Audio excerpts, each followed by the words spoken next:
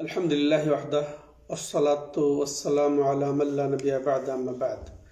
সম্মানিত দর্শক ও শ্রোতামণ্ডলী, আল্লাহ রাব্বুল আলামিনের অশেষ মেহেরবানিতে আমরা আমাদের নিয়মিত ধারাবাহিক ক্লাস হাফেজ আব্দুল গনি আল মাকদিসি রাহিমাহুল্লাহর সেই প্রসিদ্ধ বিখ্যাত কিতাব উমদাতুল আহকাম থেকে ক্লাস শুরু করতে যাচ্ছি। তো এ পর্যায়ে লেখক যে পরিচ্ছেদ রচনা করেছেন তা আমরা আলোচনা করব। বাবু ফজলিল জামাহ ওয়া উজুবিহা, অর্থাৎ জামাতের ফজিলত এবং জামাতের অপরিহার্যতা পরিচ্ছেদ। তো এই পরিচ্ছেদের লেখক রাহিমাহুল্লাহ মূলত দুটি বিষয় উল্লেখ করেছেন। একটি হচ্ছে জামাতের ফজিলত একাকী সালাত আদায় করার চেয়ে, আর দ্বিতীয়ত যে জামাতে সালাত আদায় করার অপরিহার্যতা নিয়ে আলোচনা করেছেন তিনি। এর সাথে আরও কিছু আছে যে মহিলাদের যাতে নিষেধ না করা হয় এই জামাতে শরীক হতে, তেমন সুন্নতে রাতে বা তেমন ঈদের জামাত, এগুলা সম্পর্কেও তিনি উল্লেখ করেছেন তার এই অধ্যায়ে। তো আমরা মূলত দুটি বিষয়, এর প্রথম বিষয় আজকে আংশিক আলোচনা করব, এরপরে ইনশাল্লাহ আমরা যে সালাতের জামাতের জন্য যাওয়ার যে কি ফজিলত সেটাও পরবর্তী ক্লাসে জানবো। তো আসেন, আজকের হাদিস হচ্ছে আন আব্দুল্লাহ ইবনে উমর রাদিয়াল্লাহু আনহুমা আন্না রাসূলুল্লাহ সাল্লাল্লাহু আলাইহি সাল্লাম قال সালাতুল জামাআতি আফদালু মিন সালাতিল ফারদ ব27 দারাজা। আমরা জানি যে এই কিতাবের বৈশিষ্ট্য হচ্ছে হাদিস বুখারী এবং মুসলিমের হয়ে থাকে। তো হাদিসটি সহিহ বুখারীর সহিহ বুখারীতে বর্ণিত হয়েছে, ইমাম মুসলিমও তার সহিহ মুসলিমে উল্লেখ করেছেন। আমরা এর সরল অর্থ জানি আগে, এরপরে সংক্ষিপ্ত আমরা ব্যাখ্যায় ও তার থেকে শিক্ষা এটা উল্লেখ করব। তো আব্দুল্লাহ ইবনে উমর রাদিয়াল্লাহু আনহুমা, দুজনই সাহাবী, আব্দুল্লাহ এবং উমর রাদিয়াল্লাহু তাআলা আনহু আমাদের প্রসিদ্ধ আমিরুল মুমিনিন, দ্বিতীয় খলিফা, তার ছেলে যেহেতু, দুজনের প্রতি আমরা রাদিয়াল্লাহু আনহুমা বলবো। তো তিনি বর্ণনা করছেন যে রাসূলুল্লাহ সাল্লাল্লাহু আলাইহি সাল্লাম বলেন, সালাতুল জামা আফজাল, যে জামাতের সালাতটা উত্তম, উত্তম মিন সালাতিল ফারদে, একাকী সালাতের চেয়ে, ব27 দারাজা, সে 27 গুণের চেয়ে, 27 গুণের চেয়ে, 27 গুণ বেশি, একাকীর চেয়ে 27 গুণ তার ফজিলত বেশি। আলহামদুলিল্লাহ। তো আলফাজ শব্দটা এসেছে হাদিসে, কিন্তু সহিহ মুসলিমের বর্ণনায় এসেছে যে তাজিদু আলা সালাতিহি ওয়াহদাহু ওয়াহদাহু, মানে একাকী কেউ যদি সালাত আদায় করে তাহলে তার চেয়ে যে জামাতের সাথে আদায় করবে তার 27 গুণ। এভাবে মুসলিমের বর্ণনায় রয়েছে। আর দারাজা মানে গুণ বেশি। এবার আসেন আমরা এখানে কয়েকটি মাসআলা জানতে পারি। প্রথম মাসআলায় যেটা জানতে পাচ্ছি যে একাকী কেউ যদি সালাত আদায় করে তার চেয়ে কেউ যদি জামাতে সালাত আদায় করে তার ফজিলত কত? মাশাআল্লাহ 27 গুণ বেশি। তাহলে 27 গুণ তার সব বেশি। আর এটাও আমাদেরকে জানতে হবে যে এই হাদিসে যেমন 27 গুণের কথা আছে, এর পরবর্তী হাদিস যেটা আসবে আবু হুরায়রা রাদিয়াল্লাহু তাআলা আনহু বর্ণিত, সেটাতে আসবে 25 দিফা, যে 25 গুণ তার সব বেশি। তো এর কারণ কি?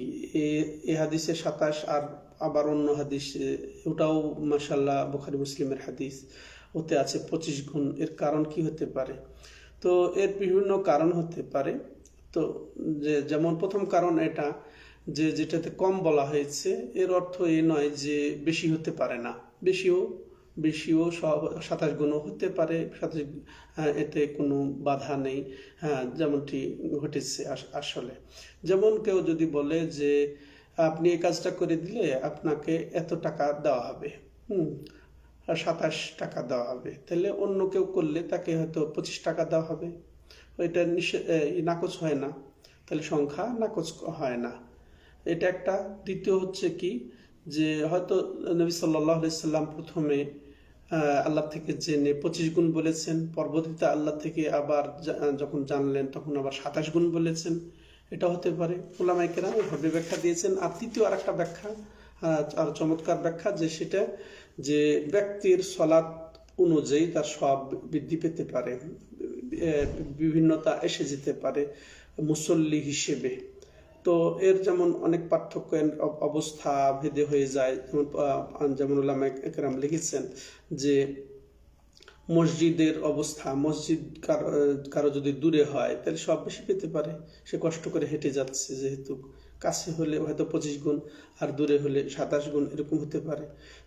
তেমনইভাবে মুসল্লির অবস্থা, কেউ হয়তো মাশাআল্লাহ আলেম মুসল্লির সলাৎটার ধরন ভিন্ন হতে পারে সাধারণের চেয়ে, এই জন্য বেড়ে যেতে পারে। তেমনইভাবে হতে পারে কি যে কেউ মসজিদে জামাতে আদায় করলো, আর কেউ অনেকে আছে যে মসজিদ ছাড়া অন্য জায়গায় জামাতে আদায় করলো, মসজিদে জামাতে আদায় করলে 27 গুণ, আর অন্য মসজিদ ছাড়া কেউ যদি জামাতে আদায় করে তার জন্য 25 গুণ, এরকমও হতে পারে।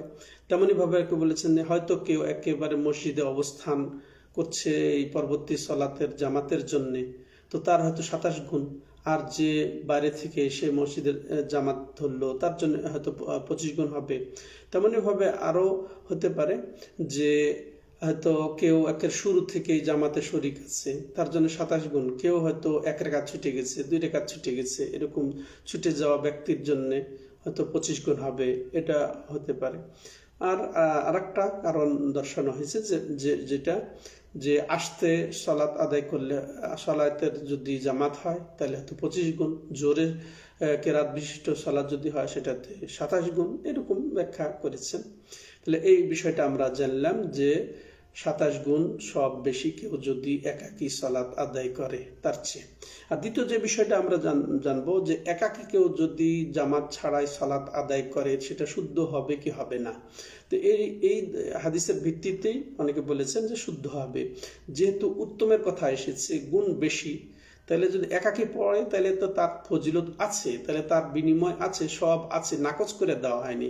তাহলে যে এটা তাহলে বোঝা যাচ্ছে যে জামাতে সলাৎ আদায় করা শর্ত নয়, মানে জামাত আদায় না করলে তার সলাৎ আদায় হবে না, এটাও এই হাদিসে পাওয়া যাচ্ছে যে এত গুণ তার বেশি, তাহলে তার একাকী পড়াটাকে নাকচ করা হয়নি, সে একটা গুণ পাবে, সে তার সব পাবে, এটা বোঝা যাচ্ছে।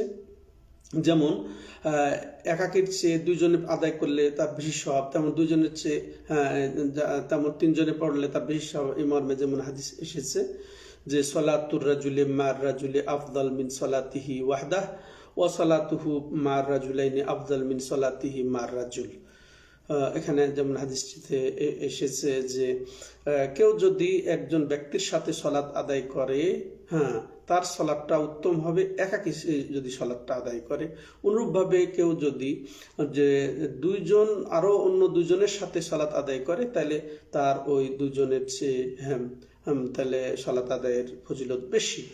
তাতে বোঝা গেল যে তাইলে এই একজনের সালাতকে এটা ধর্তব্য করা যায় বা ধরা যায়, তো সালাতটা শুদ্ধ হবে, তার জন্য সওয়াব আছে। তৃতীয় যে বিষয়টা আমরা জানবো এই হাদিস থেকে যে জামাতে সালাত আদায় করা এটা ওয়াজিব, জামাতে সালাত আদায় করা, এখান থেকে অনেক ওলামায়ে কেরাম ওয়াজিব উল্লেখ করেছেন, যে এই জামাতে সালাত আদায় করাটা ওয়াজিব হবে। তো এটা এই আমরা এর আগে একটা যেটা বিষয় জানবো এবং গুরুত্বপূর্ণ, সেটা কি যে কেউ বলেছেন যে এই হাদিসের ভিত্তিতে বোঝা যায় যে জামাতের সালাতের আদায় করা ওয়াজিব নয়। এর বিপরীতটা যেটা বলছিলাম তার বিপরীতটা, যে জামাতের সাথে সালাত আদায় করাটা ওয়াজিব নয়, যেহেতু এখানে তুলনা করা হয়েছে, একজনের চেয়ে আর একজন তুলনা হয়েছে, ফজিলত হতে পারে, তাহলে ওয়াজিব হতে পারে না। কেউ মন্তব্য করেছেন যেহেতু এখানে তুলনা করা হয়েছে, কিন্তু এর জবাব আমরা এই দিতে পারি ওলামায়ে কেরাম যেভাবে দিয়েছেন, সেটা কি যে এই যে তুলনা, যে প্রত্যেক তুলনা এটা যেটা যার সাথে তুলনা করা হয়েছে